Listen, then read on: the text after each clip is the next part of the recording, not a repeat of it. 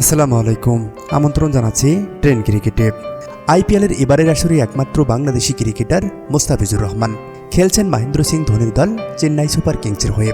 প্রথম 2 ম্যাচে বল হাতে সফল হলেও তৃতীয় ম্যাচে দিল্লির বিপক্ষে বেশ খরচে এবং সেই সাথে উইকেটের দেখা পেয়েছেন মাত্র একটি। যদিও এখন পর্যন্ত আসরের সর্বোচ্চ উইকেট শিকারী বোলার মোস্তাফিজ।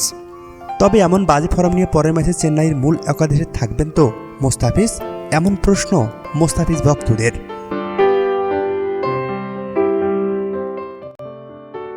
তবে সব সংখ্যাকে উড়িয়ে দিয়ে মোস্তাফিজুর রহমান পেলেন দারুণ সুখবর।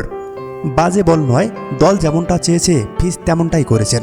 প্রকৃত অর্থে উইকেট কম এটা কোনো ব্যাপার না। কোটি টাকার মিশেল স্টার্ক এবং বুমরারা যেখানে পারছেন না, মোস্তাফিজ সেখানে দলের পরিকল্পনা বাস্তবায়ন করেছেন মাত্র। তাই তো কাটার মাস্টারের পাশে দাঁড়িয়েছেন স্বয়ং কোচ ব্রায়ান ব্রাভো। দিয়েছেন আশ্বাস খেলবেন পরের ম্যাচ, এটা এক প্রকার নিশ্চিত।